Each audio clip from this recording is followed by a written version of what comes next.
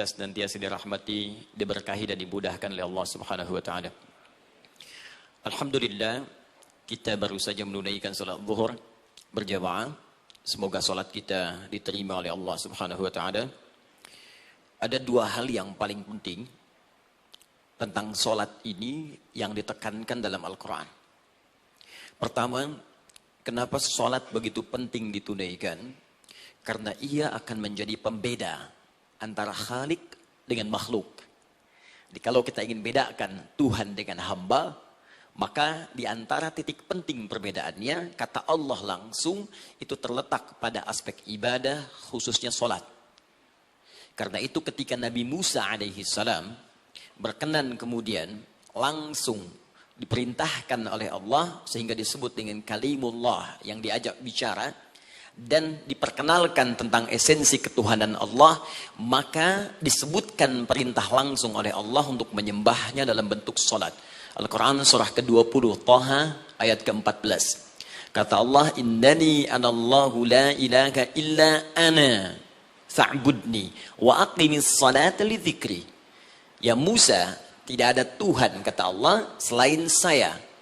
Ya, maka jika engkau telah tahu saya Tuhan, bedanya Tuhan dengan makhluk, fa'budni, maka kewajiban engkau sebagai makhluk menyembah saya. Bagaimana caranya ya Allah, kata Musa? Kata Allah, wa aqimis salata, rahmatullah. Wa aqimis salata lidzikri. Maka cara menyembahku itu adalah dengan salat. Karena itu semua nabi dan rasul, bahkan sebelum Nabi Muhammad SAW, diperintahkan oleh Allah untuk mengajak umatnya seluruhnya untuk salat. Ya, Nabi Isa alaihissalam salat. Anda buka Quran surah 19 Maryam ayat 31 sampai 33. Nabi Ismail alaihissalam, ya kakeknya Nabi ke-29, salat. Bahkan meminta keluarganya salat. Quran surah ke-19 ayat 55. Wa kana ya'muru ahlahu bis salat. Nabi Zakaria, saudaranya Imran, salat. Quran surah ketiga, ya, ayat ke-38 sampai dengan 39. Ayat 39-nya tegas mengatakan, "Fanadathu malaika wa huwa qa'imun yusalli fil mihrab." Jadi kalau kita urutkan dari Nabi Muhammad SAW sampai Nabi Adam alaihissalam, semua menunaikan salat kepada Allah Subhanahu wa taala. Ya, Muhammad bin Abdullah bin Abdul Muttalib bin Hashim bin Abdul Manaf bin Qusay bin Murrah bin Kilab bin Ka'ab bin Ghalib bin Fihir bin Malik bin Nadar bin Kinana bin Khuzaimah bin Mudrikah bin Ilyas bin Nizar bin Mudar bin Ma'ad bin Adnan bin Addi bin Adri bin Muqawwam bin Nagur bin Tarikh bin Ya'rub bin Yasjub bin Nabit bin Ismail alaihissalam bin Ibrahim alaihissalam bin Azar atau bin Nahur bin Abir bin Kinan bin Arfakhshad bin Sam bin Nuh alaihissalam bin Mihlail Matushala bin Kinan bin Anwas bin This bin Adam alaihissalam. Dari Nabi Muhammad SAW sampai Nabi Adam semua salat. Coba ulangi. Nanti dalil singkatnya dari Quran surah keempat ayat 163, paling kiri sebelah atas di mushaf. Inna auhayna ilaika kama auhayna ila Nuhin wan nabiyyin min ba'di. Muhammad, apa yang kami telah wahyukan kepadamu sudah pernah pula kami sampaikan kepada Nuh alaihissalam dan nabi-nabi setelahnya. Kenapa tidak disebutkan Adam sebelumnya? Karena Adam itu nabi, bukan rasul. Nabi diberikan risalah untuk pribadi dan kalangan dekatnya. Rasul diberikan risalah, tugas untuk mengajak umat. Kenapa Nabi Adam bukan rasul? Karena zaman Nabi Adam belum ada umat. Siapa yang mau diajak? Ya? Ini bagian pertama. Jadi kalau kita hari ini masih mendapat kesempatan sholat, alhamdulillah, ini artinya sampai hari ini kita masih benar-benar manusia. Kan kalau ada orang yang kemudian tidak mau beribadah apalagi sholat, terkhusus ketika dia beriman, maka penting dipertanyakan, masihkah ada iman dalam dirinya? Karena itu kata Allah dalam Al-Quran, surah ke-8 ayat yang kedua, aku akan perdengarkan namaku, sehingga ketika disebutkan itu, kita bisa menguji adakah getaran iman dalam jiwa kita. Quran surah 8 Al-Anfal ayat kedua. Innamal mu'minuna alladzina idza dzukirallahu wajilat qulubuhum. Sungguh orang yang masih punya iman itu, kalau diperdengarkan nama Allah kepadanya, akan ada getaran dalam jiwanya. Karena itu setiap hari 5 kali diperdengarkan nama Allah. Untuk menguji di jiwa kita masih ada iman tidak? Bahkan dari bangun tidur, bayangkan waktunya dibagi sempurna persis. Dari mulai subuh baru bangun, menjelang ke siang, mau berakhir siang ke sore, sore pindah ke maghrib, hilang kemudian muncul gelap malam. 5 kali persis dibagi waktu. Diperdengarkan untuk menguji. Kira-kira setelah subuh siang masih ada nggak iman? Sore masih ada nggak? Ya Allahu Akbar, Allahu Akbar. Karena itu kalau iman masih ada melekat di jiwa kita, demi Allah saya katakan, begitu kita mendengar suara azan, pasti hati kita akan mengatakan, Allahu Akbar, Allahu Akbar. Wih, sudah azannya. Pernah begitu? Ya, walaupun mungkin setelah selesai, La ilaha illallah, baru azan, belum qomat. Ya, itu normal, gak apa-apa. Yang penting iman masih ada. Nah, ini menunjukkan ada getaran dalam jiwa. Satu itu. Yang kedua, ini yang jarang dimanfaatkan teman-teman. Jadi seringkali sholat dimaknai pada ibadah formal bagian pertama saja. Adapun yang keduanya, ini yang jarang digali. Padahal sekali saja dalam sehari, itu 5 kali Allah menunggu kita. Ternyata sholat itu satu-satunya wasilah ibadah yang disebutkan dalam Al-Quran untuk langsung memohonkan semua kebutuhan yang kita rasakan. Bahkan sebelum kita diminta sholat, itu kalimat pertamanya bukan ibadahnya. Kata Allah, kau punya masalah apa? Sedang butuh apa? Sedang punya problem apa? Buka Quran surah kedua Al-Baqarah ayat ke-45 sampai 46. Paling kanan pertengahan di usap. Wasta'inu bis-sabri was-salah. Perhatikan kalimatnya, indah sekali. Ya Allah menempatkan sholatnya bagian kedua. Kata Allah, wasta'inu, hei hambaku. Jika kalian punya persoalan dalam kehidupan, maka, perhatikan kalimatnya baik-baik. Wasta'inu, mintakan solusinya kepadaku. Jadi kalau sedang punya masalah, bukan bikin status. Gak akan selesai. Sedang eksplorasi minyak, gak keluar-keluar, bikin status. Duh, susah sekali yang ngebornya. Gak akan selesai. Jalan macet, bikin status. Jakarta macet, ya. Gak akan selesai. Ya, apa yang harus dilakukan? Kata Allah, jika Anda beriman kepadaku, yakin denganku, maka wasta'inu, punya persoalan, minta kepada Allah. Caranya bagaimana? Satu, bis-sabri. Terima dulu masalah itu, jangan dikeluhkan. Kaidah lain muncul, karena mustahil saya akan titipkan persoalan kalau tidak Anda mampu mengatasinya. Kaidah Quran surah kedua ayat 286, kita hafal ayatnya. La yukallifullahu nafsan illa usaha. Perhatikan kaidahnya. Allah tidak mungkin menguji seorang hamba di luar batas kemampuannya. Jadi kalau kita sedang punya ujian, di rumah kah, pekerjaan kah, kehidupan sosial kah, sebesar apapun ujian itu, kata Allah, memang karena Anda yang sanggup. Kalau nggak sanggup, akan diuji. Di ujian itu berbanding lurus dengan kemampuan. Mustahil seorang hamba diuji di luar batas kemampuannya. Jadi kalau Anda sekarang pun sedang punya masalah sebesar apapun, kata Allah, memang cuma kamu yang sanggup, yang lain tidak. Maka jangan mengeluh. Jangan Anda katakan, ya Allah, why me? Kenapa saya? Kata Allah, why not? Memang kamu yang mampu. Yang lain tidak. Nah, ketika Anda bisa menerima itu dengan sabar, baru datang kalimat kedua. Wassalah. Kemudian datang tunaikan sholat dan mintakan solusi kepadaku lewat sholat. Ya, sedikit ya. Lihat sini. Saya berikan sedikit uraian Al-Quran. Saya boleh menulis sini? Boleh ya? Ibu, maaf, agak jauh. Ibu kelihatan ini? Oh, belum saya tulis. Bagaimana bisa kelihatan? Luar biasa. Cuma di Pertamina belum ditulis udah kelihatan. Maaf, lihat sini. Wasta'inu. Baik, ya. Saya ingin sedikit sekali. Ini redaksi Quran itu indah sekali diksinya. Wasta'inu. Lihat sini. Kata Allah, jika Anda punya persoalan dalam hidup, maka mintakan solusi.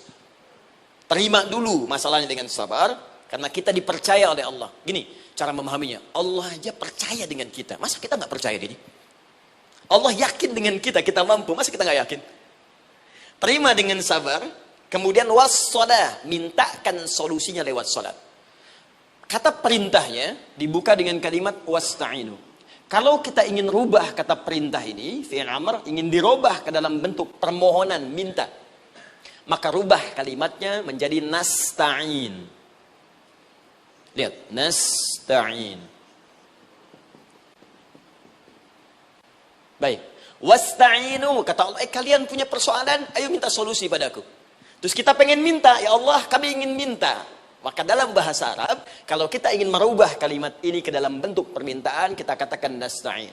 Saya tanya pada Anda, pernah nggak dalam sholat kita mengucapkan kalimat nasta'in? Ada? Masih ingat? Baik, apa kalimatnya? Iyyaka na'budu wa iyyaka nasta'in. Perhatikan, iyyaka na'budu wa iyyaka nasta'in. Iyyaka na'budu, iyyaka ya Allah, engkau perintahkan aku untuk ibadah. Maka sekarang aku ibadah, sholat. Hanya kepadamu saja. Kan kata Allah, kamu sholat. Terus kita katakan, iyyaka na'budu. Sekarang kami sholat ya Allah. Nama lain sholat itu ibadah. Kalau kita ibadah, na'budu. Dari mana tahunya nama lain sholat ibadah? Quran surah ke-20 ayat ke-14. Fa'budni wa aqimis sholata li dzikri. Ibadah kepadaku caranya sholat. Maka saat sholat kita katakan, iyyaka na'budu. Ya Allah, engkau perintahkan aku untuk ibadah. Sekarang aku ibadah. Wa iyyaka nasta'in. Dan sekarang aku sedang punya persoalan ya Allah. Aku punya masalah. Aku punya problem. Dan aku yakin hanya engkau yang pasti akan menyelesaikannya. Ketika Anda mengatakan, iyyaka nasta'in, perhatikan hadis qudsinya. Hadisnya qudsi. Ya. Al-Imam Al-Bukhari meriwayatkan, Imam Muslim meriwayatkan, An-Nasai meriwayatkan dari sahabat Abu Hurairah radhiyallahu taala anhu. Ada lagi yang dari sahabatnya Anas bin Malik. Perhatikan kalimatnya. Idza qala al-'abdu iyyaka na'budu wa iyyaka nasta'in, jika hambaku dalam salatnya benar membacanya, benar dari awal salatnya sampai dengan kalimat iyyaka na'budu wa iyyaka nasta'in, ya Allah, sekarang aku ibadah kepadamu dan sekarang aku punya persoalan. Aku mohonkan solusi darimu. Kata Allah, hadza baini wa baina 'abdi. Ini perjanjian antara aku dengan hambaku. Wali 'abdi. Hadisnya qudsi. Wali 'abdi, kalau hambaku benar salatnya sampai kalimat ini, ma sa'ala. Apapun yang dia minta sekarang, aku akan kabulkan. Aku akan kabulkan.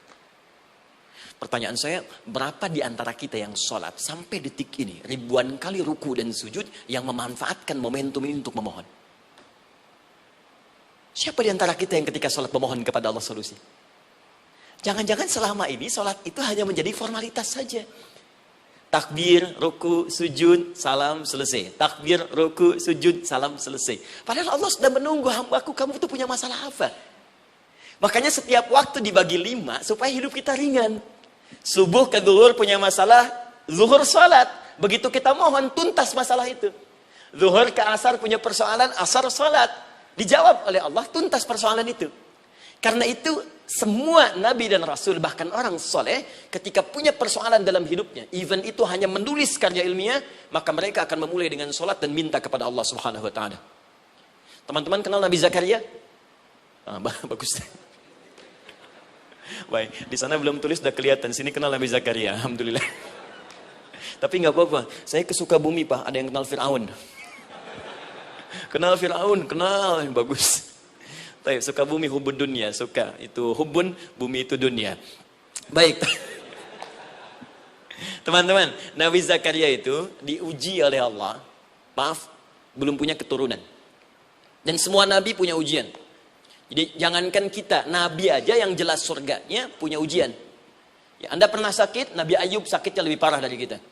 Ya, Anda di keluarga belum ada keturunan, Nabi Zakaria pernah lebih daripada kita.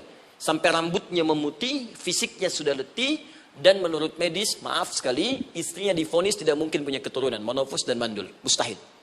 Secara klinis, gak mungkin. Secara medis, tidak mungkin. Maka Allah tunjukkan satu isyarat yang sangat luar biasa.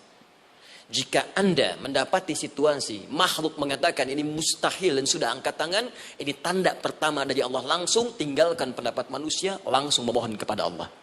Maka turunlah beritanya di Quran surah ketiga Ali Imran ayat 38 sampai 39. Paling kanan sebelah atas di mushaf. Sekarang perhatikan kalimatnya, saya mau sambungkan dengan Al-Fatihah tadi. Hunalika da'a Zakaria rabbah.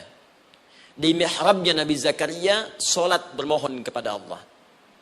Qala rabbi habli min ladunka dzurriyyatan thayyibah.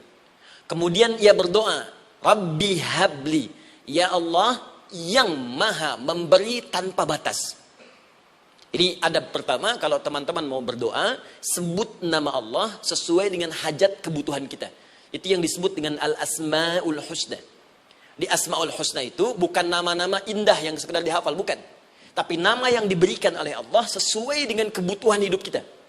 Dalilnya Quran surah ke-17 ayat 110. Ya, paling kanan sebelah atas di mushaf, ke pertengahan.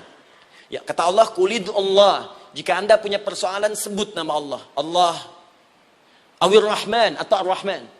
Ayyamma tad'u, tapi kalau Anda ingin spesifik meminta, falahul asmaul husna. Pilih nama Allah Ia punya nama-nama yang indah sesuai kebutuhan kita. Jadi kalau teman-teman misalnya minta kelancaran rezeki, sebut ya Allah ya Razzaq. Anak mau ujian, ya Allah ya Al-Alim. Di proyek misalnya ada hambatan, ada gangguan, ya Allah ya Al-Jabbar ya Al-Malik. Ingin mudah mengatasi ujian, ya Allah ya Sabar. Minta. Ya, jangan semuanya disebutkan, nanti jadi beban. Ya, Allahumma ya Rahman ya Al-Malik ya Al-Quddus ya Sabar, gitu kan? Yang tadinya nggak punya masalah jadi punya masalah, gitu kan? Pilih salah satu. Nah, jika Anda ingin memohon pada satu hal yang mustahil menurut manusia, maka minta dengan menyebut nama Allah yang memberi tanpa batas mustahil di dalamnya. Nama Allah tersebut namanya Wahhab. Wahhab. Ya Allah, ya Wahhab. Al-Wahhab. Kalau kita rubah dalam bentuk permintaan, maka singkat kalimatnya dengan hab. Hab. Untuk sendiri habli, untuk banyakkan hablana. Rabbana hablana min azwajina wa dzurriyyatina qurrata a'yun. Nabi Zakaria minta karena sendiri yang mengalami situasi itu, maka beliau katakan, Rabbi habli. Ya Allah, habli min ladunka. Ya Allah yang tak punya batas dalam pemberian. Mereka mengatakan aku tak akan punya keturunan. Mereka mengatakan mustahil aku punya anak. Dan aku yakin kau memberi batas tanpa memberikan pemberian tanpa batas. Aku mohon darimu saja. Darimu saja. Dzurriyyatan thayyibah, keturunan-keturunan terbaik. Innaka sami'ud du'a. Engkau pasti mendengar doa saya. Kalau pada yang maha memohon saja, maha mendengar saja tidak mengabulkan, lantas kepada siapa lagi aku mesti minta? Tapi poinnya bukan itu. Poinnya adalah ini disampaikan oleh Nabi Zakaria dalam keadaan sedang sholat. Mesti berdiri dalam sholatnya. Dalam bahasa Arab berdiri disebut dengan qaimun, qaim. Berdiri. Sedang sholat disebut dengan yusolli. Perhatikan ayat 39-nya. Fanadathul malaikatu wa huwa qaimun yusolli fil mihrab. Maka seketika ketika doanya selesai dipanjatkan, sholatnya belum selesai. Doanya selesai dipanjatkan, seketika datang malaikat menyampaikan, kamu dapat kabar gembira, Anda akan punya anak, bahkan namanya langsung diberikan oleh Allah, Yahya. Artinya hidup. Yang mustahil menurut manusia, lahir dari rahim seorang perempuan yang divonis monopos dan mandul, kata Allah, bagiku yang gak ada yang mustahil. Jadi dan hidup dia. Kapan itu terjadi? Masih sholat dan belum selesai dalam sholatnya, dalam keadaan berdiri. Sekarang saya tanya Anda, kita membaca iyyaka na'budu wa iyyaka nasta'in dalam keadaan ruku atau sujud? Sujud. Berdiri. Berdiri teman-teman. Betul kan? Dalam keadaan berdiri saat baca Al-Fatihah. Iyyaka na'budu wa saat kita mengatakan wa iyyaka nasta'in, Allah balik bertanya, apa yang kamu butuhkan? Nabi Zakaria itu sholat dulu baru minta. Kita umat Nabi Muhammad karena keutamaan nabinya, sebelum sholat dah ditunggu. Butuh apa? Mau minta apa? Karena itu saya ingin katakan, ayo manfaatkan momentum sholat ini. Jangan sekedar kita kemudian tunaikan formalitas, tapi kita tidak mendapatkan keuntungannya. Ayo, semuanya. Dari mulai takbir sudah ada doa. Ruku ada doa. Bahkan sujud kita bisa perbanyak dalam bahasa hati kita untuk memohon kepada Allah Subhanahu Wa Taala. Jelas sampai di sini? Baik. Mudah-mudahan insya Allah doa kita dikabulkan oleh Allah Subhanahu Wa Taala. Ini baru mukaddimah, kita belum mulai. Ini pengantar. Tema kita hari ini tentang Al-Quran.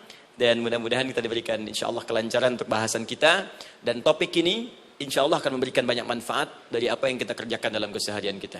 Saya mohon izin untuk melambatkan bacaan, karena tadi hanya mengantarkan saja. Teman-teman, kenapa mesti Al-Quran? Apa esensi Al-Quran? Dan kenapa Al-Quran diwahyukan pada Nabi Muhammad SAW? Apakah khusus untuk sekedar dibaca? Atau ada satu nilai yang sangat penting, yang justru itu mengandung nilai mukjizat yang paling dalam dari Al-Quran. Yuk kita mulai dengan Al-Quran surah kedua Al-Baqarah ayat ke-38, paling kanan sebelah atas. Disambungkan dengan Quran surah kedua ayat 185, paling kiri pertengahan di mushaf. Quran surah kedua ayat 38 dengan Quran surah kedua ayat 185. Saya mulai dari kisah Nabi Adam. Saya pelan-pelan. Nabi Adam saat diciptakan oleh Allah, kemudian diberikan informasi bahwa beliau akan bertugas di bumi, beraktivitas di bumi. Disampaikan di Quran surah kedua ayat 30, paling kiri sebelah atas. Wa idh qala rabbuka lil malaikati inni ja'ilun fil ardi khalifah. Kata Allah, dan pelajari, ingat ketika kami menyampaikan pada para malaikat, kami akan menugaskan satu makhluk, manusia namanya Adam, di bumi tugasnya. Untuk menjalani hidup di bumi. Nah, secara singkat, setelah Nabi Adam turun ke bumi, di awal masa bersama Sayyidah Hawa, ya alaihi wassalam, maka ternyata bersamaan dengan turunnya Adam dan Hawa ke bumi itu, mereka berdua dibekali petunjuk. Yang dengan petunjuk itu, ini yang dahsyat. Allah jamin semua aktivitas hidupnya, dari mulai yang sederhana sampai yang kompleks, pasti jika diikuti petunjuk ini, dia akan senang menjalaninya, dan akan tenang mendapatkan hasilnya. Ya, perhatikan kalimatnya. Quran surah kedua, ayat 38. Fokus. Qul nahbitu minha jami'a. Kata Allah, sekarang tiba saatnya. Adam, Hawa, turun kalian ke bumi. Kalau setan kita tinggalkan aja ya. Ini kita bahas Adam dulu. Turun kalian semua ke bumi. Fa imma ya'tiyannakum minni huda. Maka nanti sejak kalian tiba di bumi itu, aku akan turunkan satu petunjuk disebut dengan hudan namanya. Hudan. Fokus. Faman tabi'a hudaya, maka jika Anda dan keturunanmu mengikuti semua detil di petunjuk ini, fala khaufun 'alaihim wa lahum yahzanun, maka aku pastikan engkau dan seluruh keturunanmu akan menjalani hidup di muka bumi dengan tenang dan senang. Fala khauf, khauf itu gelisah, takut. Lawan dari takut apa? Tenang. Lawan dari gelisah, tenang. Kata Allah, jika Anda mengikuti tuntunan hidup yang ini, maka saya jamin semua hidupmu tenang. Walahum yahzanun, dan saya pastikan selama hidup di muka bumi itu, kalian tidak akan pernah bersedih. Senang. Lawan sedih, itu senang. Jadi ternyata, kita itu diminta tugas di bumi itu, bukan untuk dipersulit. Jadi kalau ada yang hidup sampai saat ini sedih, dia, di rumah tangga sedih, di kantor nggak tenang, pasti di antara poinnya, bukan nggak mampu senang, tapi boleh jadi yang hidup ini tidak membaca petunjuk kehidupannya. Anda kerja di perusahaan, teman-teman ada yang di Pertamina, ada yang di yang lain. Kalau Anda nggak ikuti petunjuk, kan pekerjaan tidak akan berlangsung dengan nyaman, kan? Kalau Anda nggak ikuti aturannya, bagaimana bisa mengerjakan petunjuk itu dengan nyaman? Maka apalagi hidup yang kompleks, kata Allah, sejak Adam saya turunkan, sudah ada petunjuk kehidupan, saya namakan dengan hudan. Anda ikuti petunjuk ini, maka langsung jaminan dari Allah, semua yang Anda jalani dalam hidup, pasti saya jamin senang dan tenang. Petunjuk ini disebut apa? Hudan. Nah, agak cepat. Di setiap masa, Nabi Adam selesai hidupnya, generasi kemudian berkembang, datang lagi Nabi Nuh, sampai ke Nabi Muhammad SAW. Perhatikan baik-baik. Setiap berganti generasi akan turun hudan sesuai dengan kebutuhan masyarakatnya pada saat itu. Baik, Nabi Musa menerima kitab apa namanya? Nabi Musa Taurat. Taurat disebut hudan dalam Al-Quran. Muncul Nabi Musa, kitabnya disebut Taurat. Perhatikan baik-baik. Tahukah teman-teman ketika Taurat disebutkan dalam Al-Quran? Buka Quran surah ke-17. Ya, ayat yang kedua. Wa ataina Musal kitaba, kami berikan kepada Musa kitab. Lihat, wa ja'alnahu hudan li bani Israil, dan kitab yang kami berikan itu yang disebut Taurat, Ali Imran ayat yang ketiga, wa anzalat Taurata wal Injil, kami berikan Taurat kepada Musa. Nah, saat Allah turunkan Taurat itu hudan li bani Israil, isi Taurat ini adalah petunjuk kehidupan khusus untuk Bani Israel saja, umatnya Musa. Jadi kalau umat Nabi Musa mengikuti petunjuk hudan, Taurat ini, kata Allah, saya jamin semua hidupnya tenang dengan senang. Nabi Isa turun Injil. Injil disebut hudan dalam Al-Quran. Dan yang terakhir, saya cepat karena waktu kita terbatas, ketika Allah menurunkan Nabi Muhammad SAW dan dipilih sebagai Rasul, maka saat yang bersamaan, beliau pun diberikan petunjuk untuk umatnya. Dan dahsyatnya, petunjuk itu pun disebut dengan hudan. Buka Quran surah kedua, ayat 185. Syahrul Ramadan alladzi unzila fihi al-Quran. Di bulan Ramadan itu, kata Allah, saya turunkan Al-Quran. Kenapa saya turunkan Al-Quran? Hudal linnas. Saya jadikan Quran ini sebagai petunjuk, pedoman hidup linnas, bukan terbatas untuk satu komunitas, tapi untuk seluruh manusia sampai kehidupan berakhir. An-nas disebutkan 241 kali dalam Al-Quran, menunjuk pada semua manusia tanpa kecuali. Ini bedanya Al-Quran dengan kitab sebelumnya. Taurat hanya untuk kalangan tertentu saja. Jadi selesai nabinya, selesai kitabnya. Injil hanya kalangan tertentu saja. Nabinya selesai, selesai kemudian misinya. Tapi Al-Quran tidak.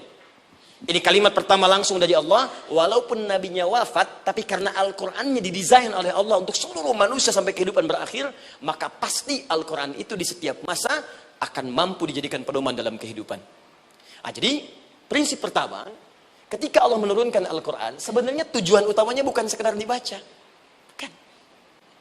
Tapi di dalamnya itu ada petunjuk hidup, Pak, Bu.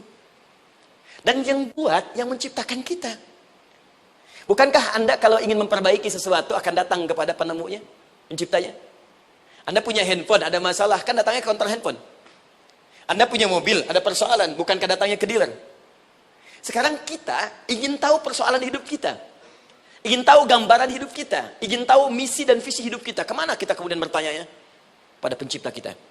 Nah, kata Allah, ketika saya utus manusia pertama kali ke bumi, saya sudah turunkan bagaimana cara menjalani kehidupannya. Dan ternyata berita baiknya untuk kita diberikan oleh Allah satu petunjuk utuh, langsung disebutkan, isinya disebut dengan Al-Quran. Jadi dari Al-Fatihah sampai dengan An-Nas, dia bukan bacaan biasa. Semua di dalamnya ada petunjuk kehidupan kita dari mulai bahkan dalam kandungan sampai kita wafat kepada Allah Subhanahu wa taala. Kalau diikuti petunjuk ini, langsung turun jaminan dari Allah. Hidup kita pasti akan tenang dan nyaman. Saya bacakan cepat ya. Tapi nggak usah ditulis, nanti kalau teman-teman agak terlambat mengikutinya, Anda buka kembali rekamannya, Anda boleh runtutkan kembali. Saya baca cepat saja, dan ini insya Allah Anda hanya akan temukan dalam Al-Quran. Nanti saya berikan rahasia di akhir sebelum kita akhiri. Yuk, 1. Anda silahkan bandingkan dengan buku manapun, referensi manapun, Anda hanya akan temukan dalam Al-Quran. Dari sejak sebelum lahir, bagi perempuan yang tengah mengandung, langsung Allah berikan tuntunan bagaimana agar kandungan itu berjalan dengan sehat, nyaman, dan mudah ke persalinan. Quran surah ke-7 ayat 189. Perkembangannya bisa diamati dan dicek kemudian, ya baik ke dokter atau yang lain. Nanti perkembangannya disebutkan di Quran surah ke-22 ayat ke-5. Dirinci lagi di Quran surah ke-23 ayat 11 dari 9 sampai dengan 13. Kemudian mulai terlahir, dari lahiran diberi petunjuk oleh Allah. Nih, berikan ASI, maksimal 2 tahun. Kalau ingin berhenti sebelum 2 tahun, boleh. Begini caranya. Quran surah kedua ayat 233. Dari sampai usia 2 tahun, menjelang balik, kata Allah berikan 4 pendidikan dini. Ini turunannya, disebutkan 1, 2, 3, 4. Jika Anda ajarkan ini, maka anak ini akan tumbuh. 1, dekat dengan Allah. 2, dijamin taat pada orang tuanya. 3, dia akan baik dengan lingkungannya. Dan 4, dia akan bertahan dalam kebaikan sampai dia dewasa. Quran surah ke-31 ayat 13 sampai dengan 19. Usia 7 tahun, ya mulai dia balik misalnya, dia akan mulai belajar. Bagaimana cara belajar yang baik supaya cepat paham, gampang mengerti. Turun Quran surah ke-9 ayat 122. Amalannya di Quran surah 96 ayat yang pertama. Kemudian rinciannya diturunkan di Quran surah kedua ayat 282 di ujung ayatnya. Lalu bagaimana mencari sekolah yang bagus, majlis yang baik, guru-guru yang baik, diturunkan Quran surah ke-58 ayat ke-11. Dicontohkan tentang Maryam dan Nabi Isa alaihissalam di Quran surah ketiga ayat 35 sampai dengan 37. Naik lagi, dia mulai dewasa, ya mulai bergaul, bahkan kadang-kadang merantau, punya tempat komunitas berbeda. Bagaimana supaya dia bergaul tidak terpengaruhi lingkungan yang tidak baik. Maaf ya, kadang-kadang ibu yang sudah mengandung, melahirkan, ayah mencari nafkah, tiba-tiba anak pergi bahkan ke kampus, ke sekolah, dapat teman yang gak bagus, pulang-pulang mengecewakan Anda. Bagaimana menemukan tempat-tempat yang baik untuk bisa menjaga perilaku anak ini? Ditemukan nanti di Quran surah ke-49 ayat ke-13-nya. Dirinci perkembangannya di Quran surah ke-12 Yusuf ayat 2 sampai dengan ayat 29-nya. Sampai ketika dia akan mulai kemudian menikah. Kata Allah, pilih pasangan yang baik dengan ta'aruf, berikan mahar yang sempurna. Quran surah ke-4 ayat ke-4. Kemudian dia mulai menikah. Kata Allah, sebelum menikah, pelajari dulu fikih nikah. Banyak orang yang menikah tapi karena tidak belajar tentang persoalan rumah tangga, apa yang akan terjadi di rumah tangganya. Detil Pak, Bu. Kata Allah ini, kalau kamu berbuat begini akan ada miskomunikasi. Kalau ada miskomunikasi persoalannya akan begini, solusinya begini. Maka diturunkan dasarnya di Quran surah ke-30 ayat 21, detilnya di Quran surah ke-4 ayat 34 sampai dengan 35. Paling kiri sebelah atas sampai dengan ke tengahnya. Anda berlanjut, diterangkan oleh Allah, hei, tugas suami saat mulai pertama kali menikah, maka tugas yang pertama siapkan untuk mencari nafkah. Bagaimana caranya ya Allah? Diturunkan oleh Allah. Satu, jangan takut kehilangan rezeki. Jangan pernah mencuri, jangan pernah ngambil punya orang, karena punya kamu akan saya berikan sempurna. Kamu ngambil punya orang, maka kamu akan menyulitkan diri sendiri. Itu akan dikembalikan pada yang berhak. Ya, turun Quran surah ke-51 ayat 22. Dirinci, begini cara nyarinya. Quran surah kedua ayat 168. Kalau Anda ingin cepat baru bergerak, rizkinya sudah dapat. Quran surah kedua ayat 172. Ada yang dahsyat, dia belum keluar, rizkinya yang mendatangi dia. Jadi nanti di Al-Quran ada 8 jenis rizki. Di antara yang paling hebat, ada yang belum Anda datang, rizkinya sudah menjemput. Ada orang mendatangi rizki, ada rizki mendatangi dia. Contoh, Al-Imam Asy-Syafi'i sedang berdiskusi dengan Imam Malik gurunya. Kata Imam Asy-Syafi'i, Syekh, rizki itu mesti saya cari dulu, baru kita dapat. Kata gurunya, ya Syafi'i, ada rizki yang cukup kita beramal dekat kepada Allah, dia akan datang tanpa kita cari dengan ikhtiar manusia. Kata Syafi'i, mustahil. Kata Quran kan kita kerja dulu, baru datang. Kata Imam Malik gurunya, kamu yang belum sampai. Kita amalkan ini, rizki datang. Maka berhenti sampai di situ, Imam Syafi'i pamit. Di jalan tiba-tiba, beliau mendapati ada panen anggur, Pak, Bu. Terus dipanggil sama yang punya kebun. Ya, pemuda katanya, sini. Mau bantu nggak? Kalau kamu bantu, kami berikan anggurnya. Maka beliau bantu, panen, petik. Sampai setelah selesai diberikan anggur yang besar-besar, hanum. Senyum, senang beliau. Ternyata senangnya bukan karena dapat anggur. Senangnya karena merasa pendapatnya benar. Kalau saya nggak bantu panen ini, nggak akan dapat saya anggur. Cuma karena saya bantu, saya diberi ini. Maka rasa senangnya inilah dibawa kemudian kepada gurunya, ingin laporan. Tapi perhatikan adabnya. Dia tidak mengatakan, guru, nih saya benar. Kalau saya nggak ikut panen, nggak dapat saya ini. Perhatikan kalimat Asy-Syafi'i. Guru, tadi saya di jalan, dipanggil oleh pemilik kebun, ikut panen anggur. Begitu saya bantu, saya diberikan anggur ini. Beliau tekankan dengan kalimat yang kencang pada kalimat, begitu saya bantu, saya dapat anggur ini. Imam Malik tersenyum mengatakan, Masya Allah Syafi'i luar biasa. Ini siang begitu panasnya. Tadi saya mau keluar ngajar, terfikir di benak saya, Allah kalau ada anggur yang besar-besar, enak rasanya. Tiba-tiba kamu datang bawa anggur. Ini Imam Syafi'i kerja dapat sesuatu, Imam Malik terfikir sesuatu, datang rezeki. Itu ada di Quran surah ke-7, teman-teman, ayat ke-96. Paling kanan sebelah atas di mushafnya. Baik, teruskan dulu. Ya, Anda dalam mencari kerja, ingat, kalau Allah yang sampaikan pasti terjadi. Jangan dikira mudah. Kata Allah akan ada persaingan, akan ada kadang-kadang singgungan, akan ada tantangan. Maka mulai petakan tantangan apa yang akan Anda lalui saat Anda mulai mencari nafkah itu. Maka turun Quran surah kedua ayat 214. Paling kanan sebelah bawah. Am hasibtum an tadkhulul jannata. Hei, apa kamu mudah begitu saja mengira akan sukses dalam pekerjaanmu? Bahkan bisa diartikan surga, ingin masuk surga. Walamma ya'tikum mathalul ladzina khalau min qablikum. Sebelum engkau diuji seperti orang sukses dulu pernah sukses. Lihat mereka. Gak ada orang sukses yang instan. Cuman balikan telapak tangan dapat, tidak. Kata Allah, lihat orang-orang dulu. Lihat orang-orang hebat dulu. Bagaimana mereka bisa kaya, bisa sukses, bisa punya posisi. Masat umul ba'sa. Petakan olehmu tantangan apa yang akan dihadapi saat engkau bekerja itu. Satu, kata Allah, ba'sun. Ada yang ringan. Ya, ba's. Ba'sa. Jama' dari kata ba'sun. Dua, dara'. Ini sudah menengah, jama dari kata durun. Tiga, zilzal. Ini yang paling tinggi puncaknya. Jadi kalau Anda sudah mendapatkan ini, yakinlah. Berarti Anda akan mendapatkan posisi yang tinggi. Karena mustahil orang besar diuji dengan ujian yang kecil. Zilzal. Ini bagian ketiga. Ba'sa, ba'sun. Mulai. Kira-kira tantangan-tantangan ringan apa saja yang akan Anda hadapi. Ya, kalau saya contohkan misalnya dengan contoh yang lain singkat, Anda mau ke masjid, ingin konsisten, mulai hijrah, ingin dekat dengan Allah, tiba-tiba yang tadinya nggak mau ke masjid, mulai ke masjid, diuji dengan hujan. Dan kecil, rintik-rintik, shower. Begitu hujan, orang Arab mengatakan kalau hujannya bisa lewat tanpa payung pun, orang Arab mengatakan la ba'sa. La ba'sa ini ringan. Orang kita sambungin, labas. Dari bahasa Arab, lewat. Nah, jadi kalau Anda mau berangkat nih, siap bekerja, siap hadapi tantangan. Baru mau lewat hujan kecil, berarti itu tantangan kecil kita lewati.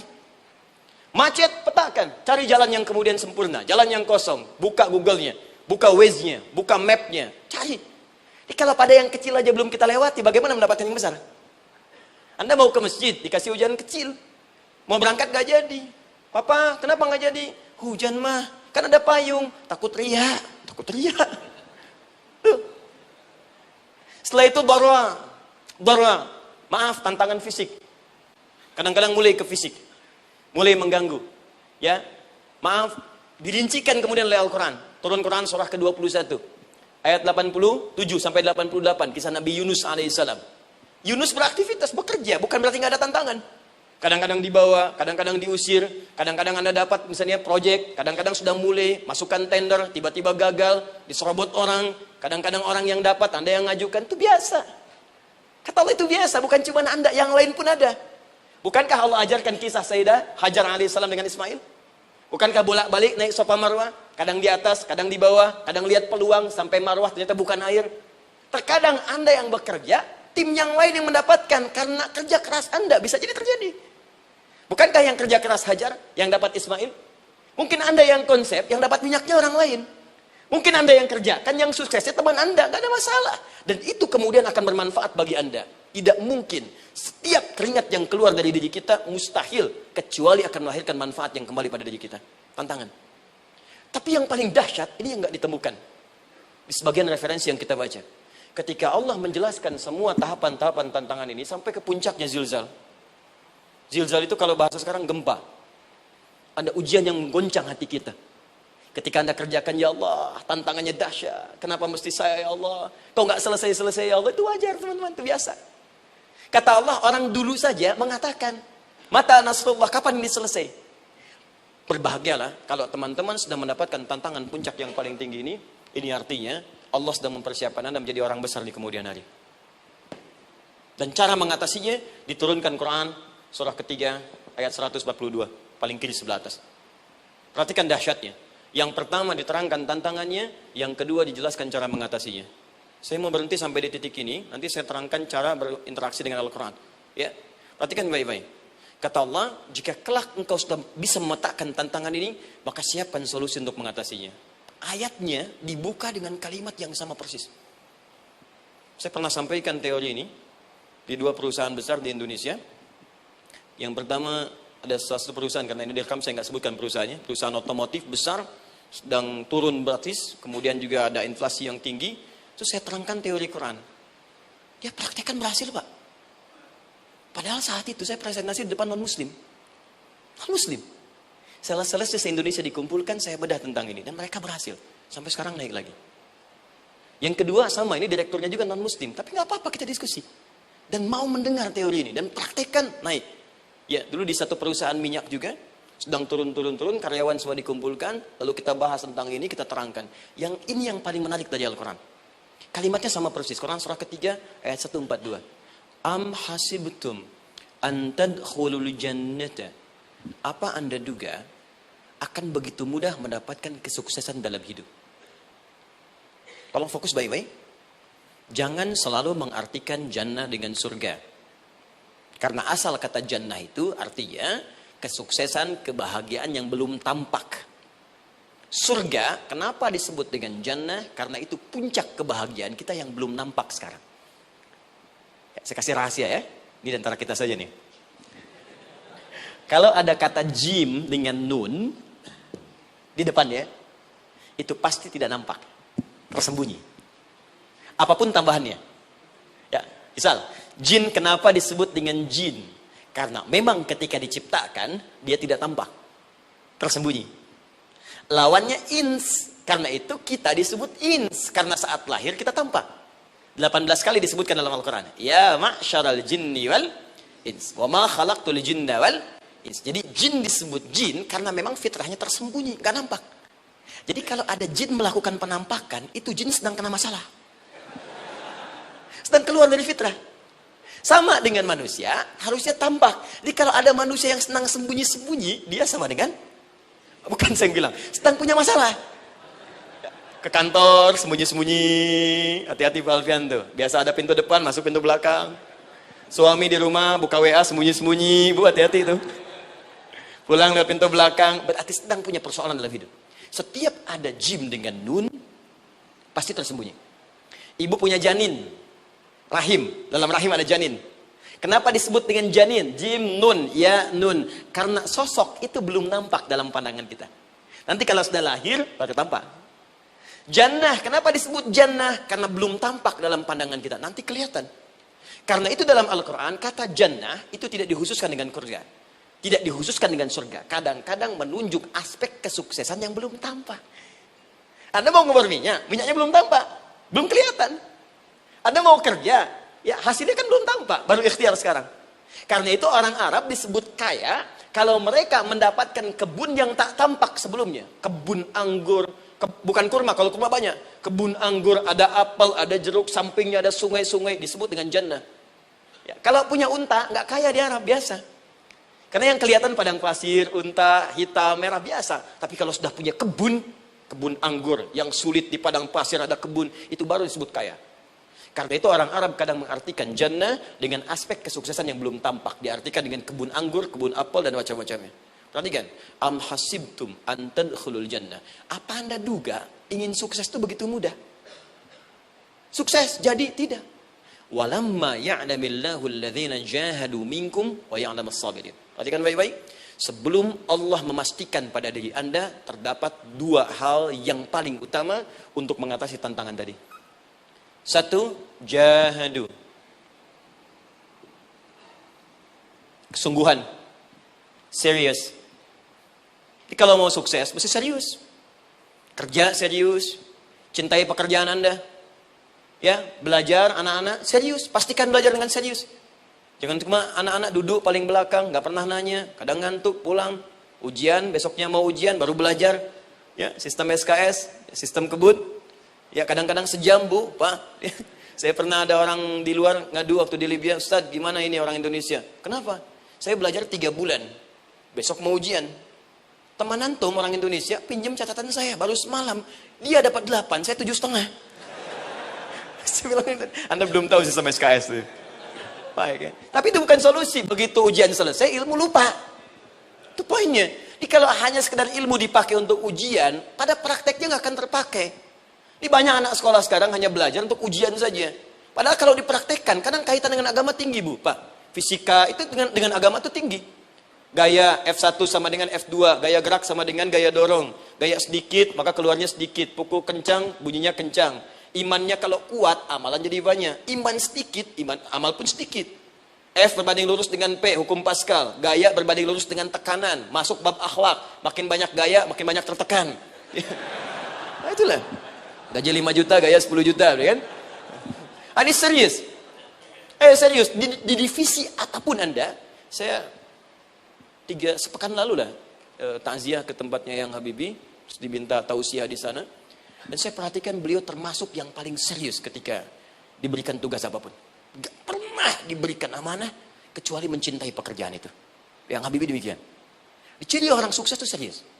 Tapi keseriusan itu, kata Allah petakan jadi 3 bagian lagi. Karena jahadu itu punya 3 turunan kata. Satu, keseriusan merencanakan, disebut ijtihad namanya. Punya rencana. Mappingnya apa? Stepnya apa? Oke, Anda ingin kerjakan sebuah proyek, baik, proyeknya berlangsung berapa lama? Target kita apa? Jangka panjangnya, menengahnya, jangka pendeknya. Kemudian apa tantangan yang akan dihadapi di setiap tahapan-tahapannya? Selesaikan. Bahkan saking pentingnya tahap perencanaan ini, ditunjukkan oleh Allah langsung lewat sholat. Teman-teman masih ingat? Sholat pertama yang kita kerjakan, setiap hari sholat apa namanya? Subuh. Apa artinya subuh? Tuh, ini masalahnya. Ini kata Al-Quran sendiri ya, kata Al-Quran sendiri. Nanti akan ditemukan orang yang ibadah tidak paham apa yang dikerjakan dan dilakukan dalam ibadahnya. Contoh sholat. Kata Allah akan ada orang sholat yang saat sholat tidak mengerti apa yang dia baca dan dia lakukan dalam sholatnya. Jujur tanyakan pada diri kita. Sampai detik ini, dari sekian ribuan kali ruku dan sujud, berapa persen bacaan sholat yang kita pahami? Jangan-jangan kita ruku tapi nggak ngerti yang dibaca. Sujud tak paham yang diungkapkan. Bagaimana bisa khusyuk? Mustahil. Maka kembali ke sini. Kenapa sholat pertama itu disebut dengan subuh? Teman-teman, ternyata semua nama sholat dari subuh sampai isya, plus bacaan dan gerakan dari takbir sampai salam, itu bukan sekedar gerakan semata. Semua ada artinya, ada maknanya. Dan diajarkan oleh Nabi langsung. Subuh disebut dengan subuh. Ada dua kata. Satu, fajar. Quran surah ke-17 ayat 78. Inna Qur'an al-fajri kana mashhuda. Kedua, subuh di surat At-Takwir. Wasubhi idha tanaffas. Kenapa disebut fajar? Fajar itu pancaran positif, pancaran kebaikan. Jadi kalau yang baik disebut fajar. Kalau yang jelek disebut fujur. Fujur ada di Quran surah 91 ayat 7 sampai 8. Wa nafsi wa ma sawwaha fa'alhamaha fujuraha wa taqwaha. Fujur itu rambatan, gelombang buruk yang muncul dari nafsu. Ya, ditembuskan ke elemen tubuh kita. Misal gini. Tiba-tiba pengen marah.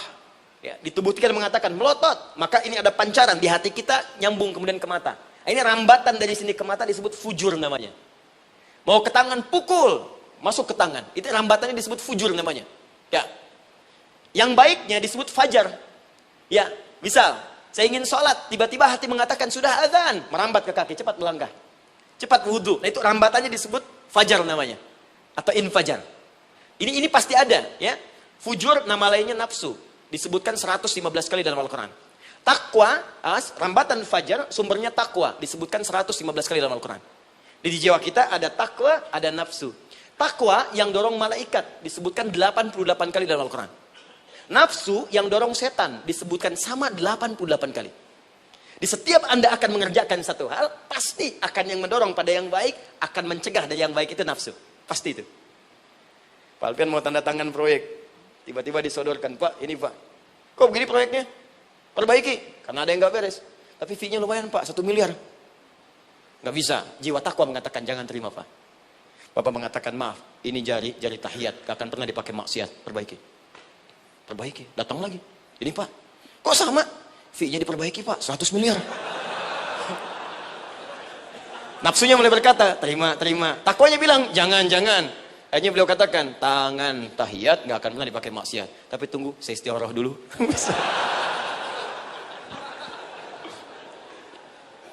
Nah, waktunya, ini salatnya disebut fajar. Kenapa disebut fajar? Karena saat kita tidur, terus dengar suara azan, Allahu Akbar, maka memancar dari iman kita, rambatan untuk merespon suara itu. Bangun kita untuk menunaikan salat. Waktunya disebut subuh. Kenapa disebut subuh? Dari kata asbah. Asbah itu artinya yang siap dengan rencana. Ya orang Islam tuh nggak ada yang bangun dari tidurnya kecuali punya rencana jelas yang akan dieksekusi di hari itu. Makanya sebelum kita bekerja mengeksekusi itu, kita datang menghadap Allah supaya Allah berikan kemudahan di setiap aktivitas kita. Coba lihat manajemen Nabi. Bukankah sebelum tidur beliau istighfar dulu? Dirinci pekerjaannya, dicatat yang akan dikerjakan besok, istighfar 70 kali, 100 kali, sehingga dengan istighfar saat tidurnya tenang. Coba kita biasakan. Ada yang baca Quran, ada yang istighfar. Kalau nggak percaya silahkan cek. Begitu Anda lakukan, tidurnya enak. Besoknya rencana itu sudah siap. Makanya ketika bangun, siap jam 7 mau kemana, jam 8 ada di mana, jam 12 kerjakan apa. Sebelum mengerjakan itu, datang kepada Allah, sujud, ya Allah, saya punya rencana ini tolong mudahkan. Begitu caranya. Itu yang disebut dengan subuh. Nah, sekarang kembalikan peta hidup kita mau seperti apa ke depan. Ijtihad. Yang kedua, kalau sudah jelas konsepnya, visinya sudah ada, maka jihad. Yang kedua, jihad. Jihad itu eksekusinya, aksinya, actionnya, perjuangan fisiknya. Rencananya apa? Tahajud malam nanti. Bismillah. Jam berapa? 2:30. Baik, yuk kita mulai rencanakan.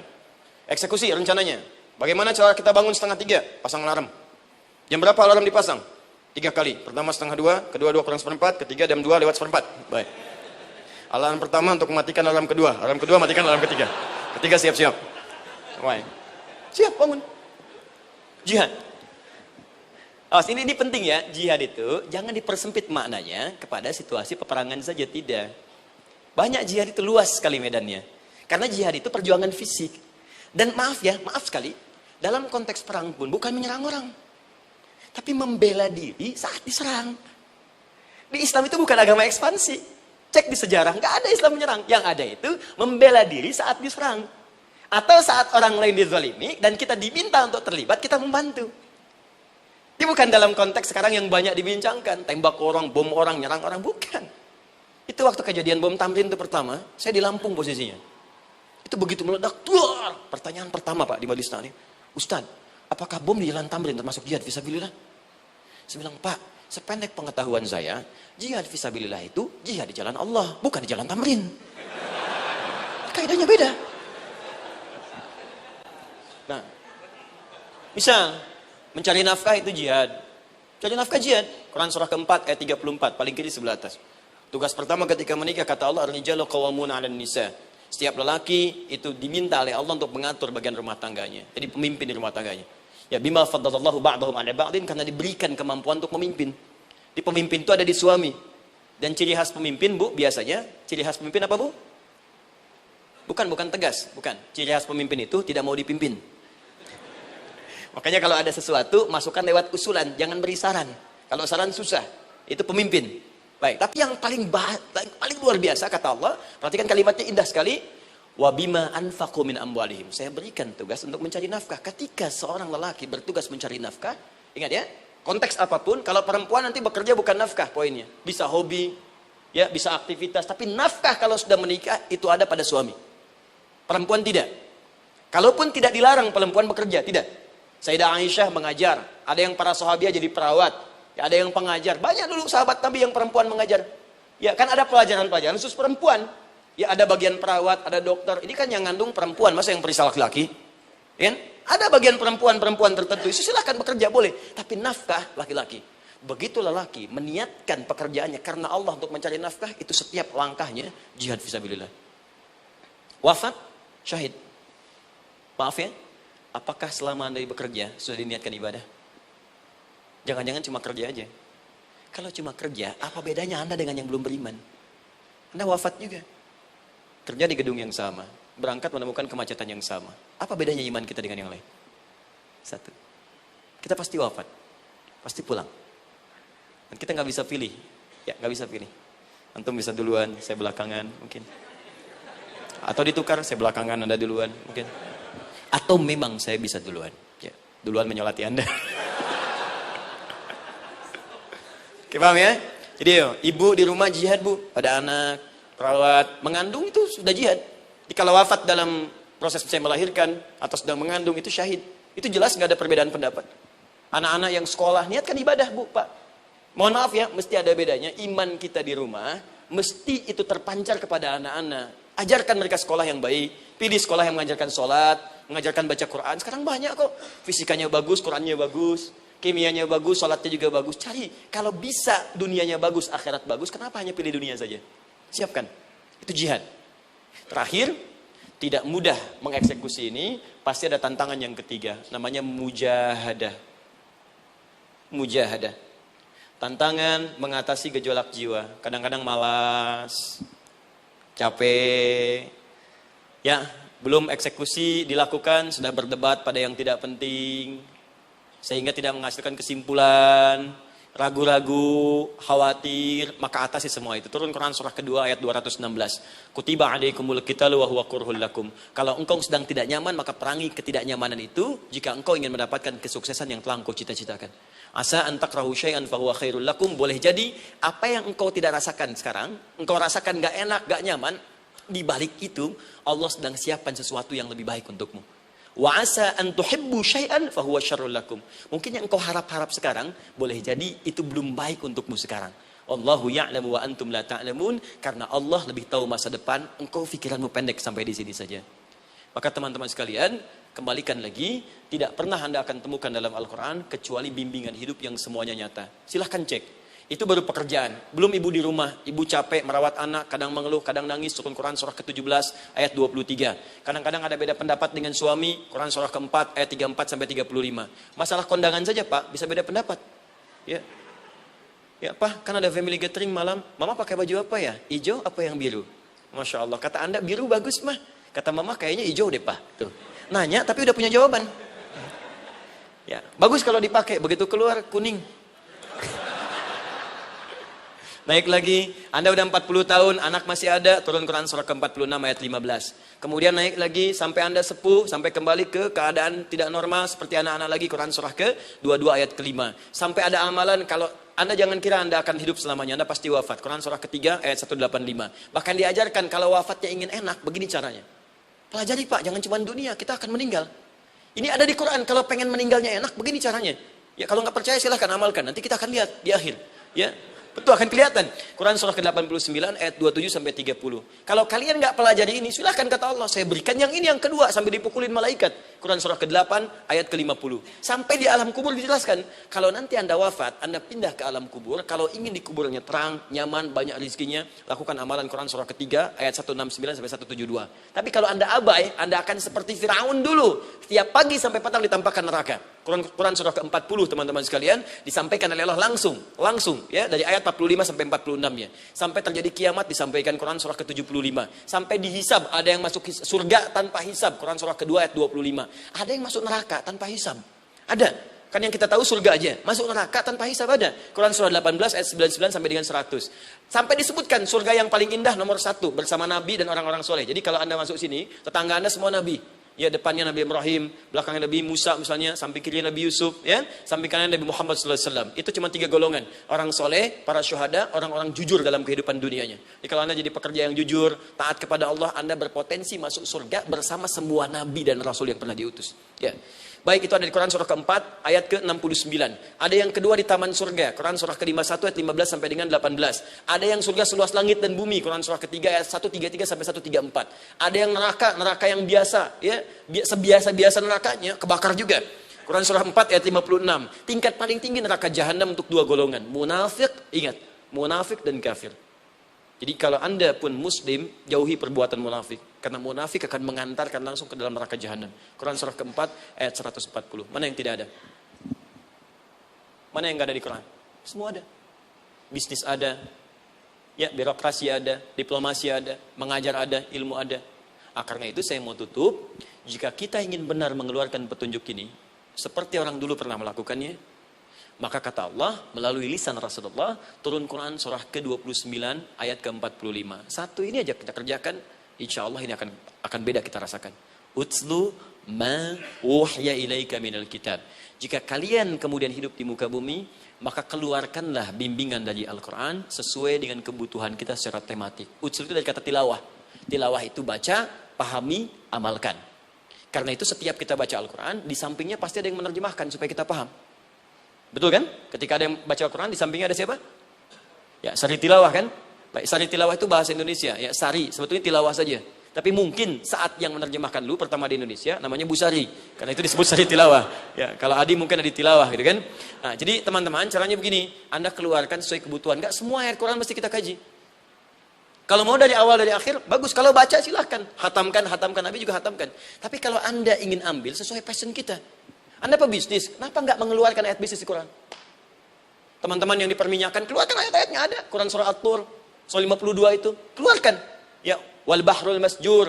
Dan jika Anda akan melakukan eksplorasi di laut, carilah laut yang punya. Nih, kualifikasi begini. Yang di bawahnya ada endapan tanah yang melahirkan api, kata Allah. Itu potensial ada minyaknya. Kalau yang kerja di batu bara, turun Quran surah Fatir, surah 35, ayat 27 sampai 29. Ini jenisnya. Ada yang kelihatan dari jauh, ada yang harus digali, ada yang kelihatan dari jauhnya kelihatan hijau, ada kelihatan menghitam. Disebutkan langsung. Ada. Kenapa nggak Anda turunkan dalam bentuk-bentuk tematik yang itu bagian kita? Ada yang pokok, ada yang spesifik. Yang pokok tentang sholat, karena semua orang sholat. Tentang ayah. Anda jadi ayah berapa tahun? Kenapa nggak dikeluarkan di Quran ayat-ayat tentang ayah? Kenapa nggak dikeluarkan di Quran ayat-ayat tentang ibu? Jangan jauh-jauh dulu bicaranya. Tentang belajar. Nah, nanti eksekusinya, kalau mau cepat, buka kitabnya Al-Imam Al-Bukhari. Ada kitab hadis, saya akhiri, yang dikarang oleh Al-Imam Al-Bukhari dan sangat populer. Apa nama kitabnya? Kalau hafal saya kasih hadiah. Apa kitab Imam Al-Bukhari yang populer? Ya.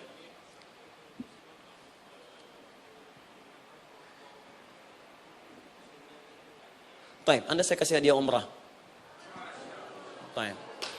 Insyaallah. Januari awal, insyaallah ada yang kami hadiahkan umroh dari atlet peraih Asian Games. Ya, Anda boleh ikut nanti. Ya, ada juga saya senang saya cinta dengan bangsa ini. Dia ada peraih Asian Games medali emas yang kemarin. Itu akan kita berangkatkan umroh semua peraih medali emasnya. Nanti gelombang pertamanya bulan Januari. Ya, 2020 nanti sekitar 3 bulan lagi. Insya Allah Anda nanti akan mengikuti. Ada juga nanti dari kalangan Polri, ada TNI juga yang akan ikut dan saya sertakan. Baik. Al-Jami As-Sahih Al-Musnad Al-Mukhtasar min umuri Rasulullah sallallahu alaihi wasallam wa sunanihi wa ayyami. Itu namanya. Ayo ulangi. Disingkat Sahih Al-Bukhari. Kenapa saya bacakan lengkap? Bukan karena singkatannya, tapi banyak orang sekarang baca buku, baca kitab hanya langsung ke isinya. Padahal setiap ulama ketika menuliskan judul kitabnya, itu pasti ada petunjuk di dalamnya.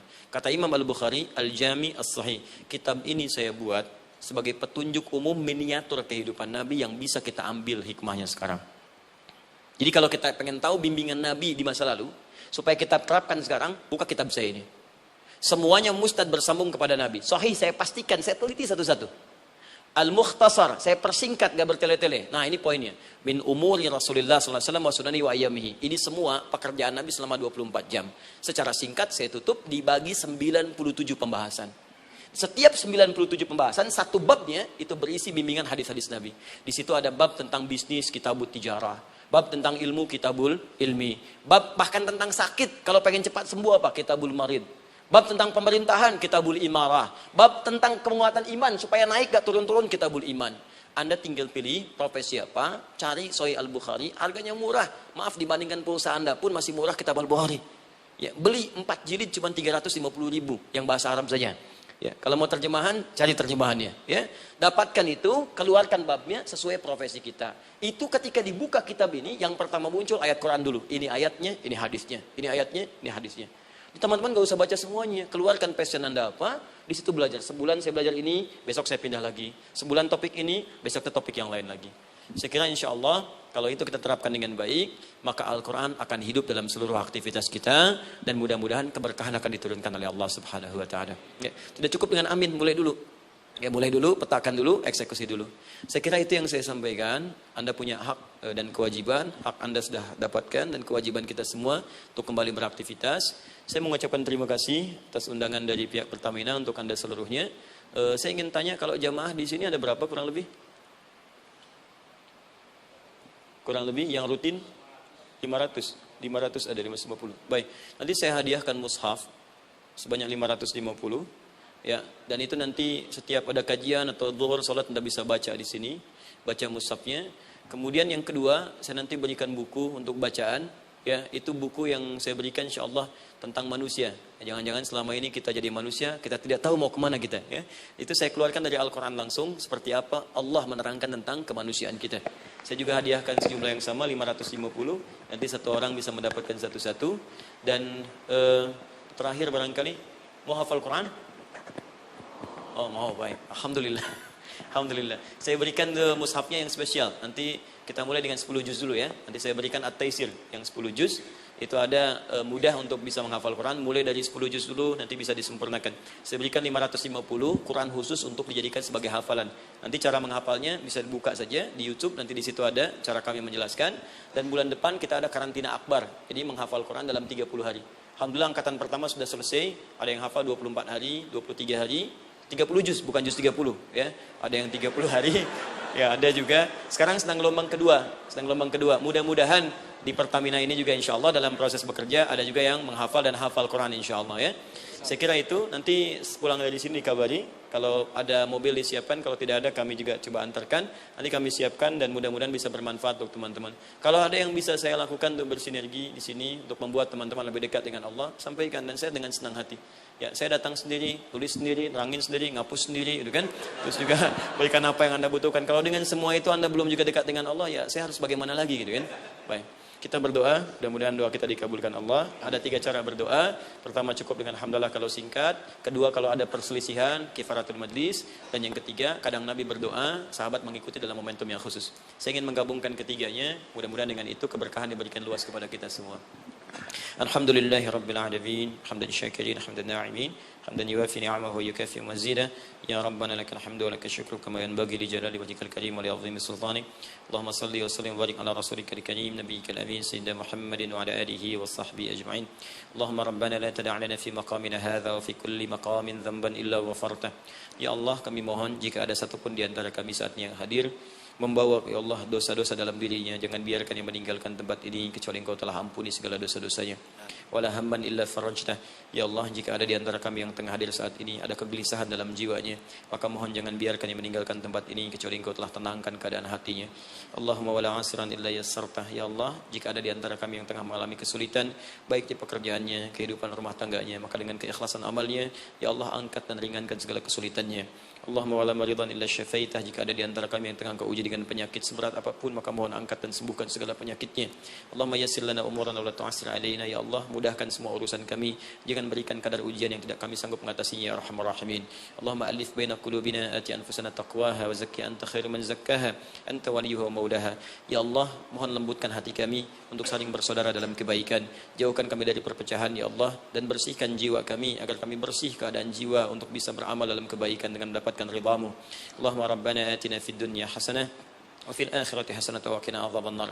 Ya Allah, kami mohon anugerahkan segala kebaikan di muka bumi ini yang mampu kami raih, dan berikan kami segala kemuliaan di akhirat yang mampu kami dapatkan, dan mohon jauhkan kami dari segala ya Allah murka dan neraka-Mu. Allahumma barik lana ya Allah fi ailatina wa fi amalina ya Allah wa fi kulli ya Allah hayatina. Ya Allah, kami mohon anugerahkan keberkahan dalam kehidupan keluarga kami, di kantor, di pekerjaan kami, dan seluruh tahapan kehidupan yang akan kami lalui. Bi fadlika subhana rabbika rabbil izzati amma yasifun wa salamun alal mursalin subhanakallahumma wa bihamdika asyhadu an la ilaha illa anta nastaghfiruka wa natubu ilaik wa akhiru da'wana alhamdulillahi rabbil alamin. Thumma assalamu alaikum warahmatullahi wabarakatuh.